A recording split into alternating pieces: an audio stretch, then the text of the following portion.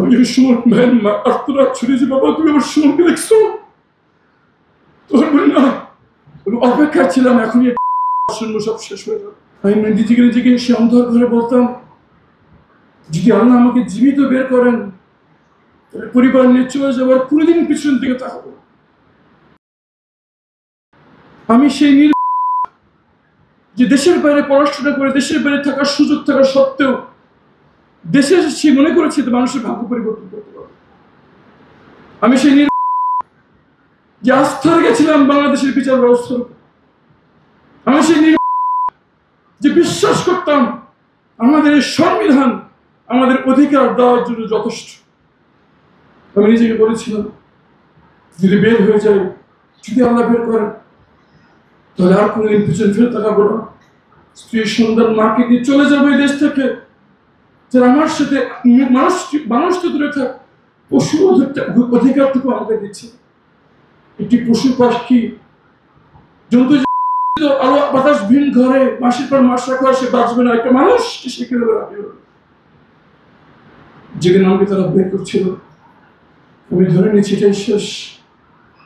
আমার কাছে খুশি লাগছিল এই শেষ হবে, আর থাকতে হবে না অন্ধকার ঘরে, আর থাকতে হবে না জীবন্ত করে শেষ হয়ে আমি চলে যাবো সৃষ্টিকর্তার কাছে।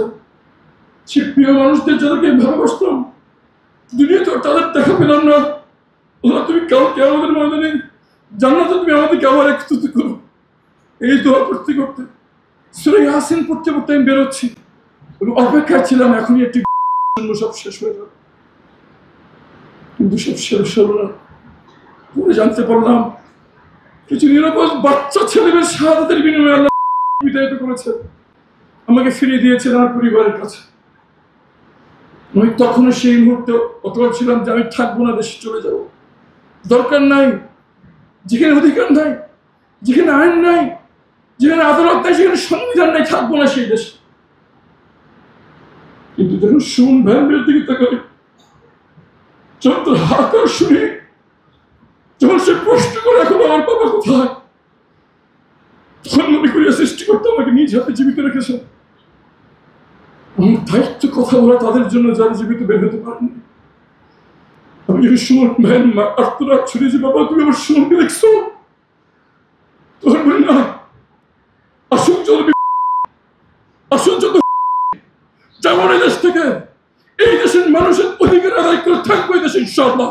যে কদিন জীবিত আছি এই মানুষের অধিকার আদায় সময় নিয়ে যেতে থাকবো ইনশাআল্লাহ। এই দেশের মানুষ দ্বিতীয় জীবন দিয়েছেন, যে কদিন বেঁচে আছি, যে কদিন আল্লাহ হায়াতে গেছেন, যেদিন কথা বলার সাহস আছে কথা বলে যাব।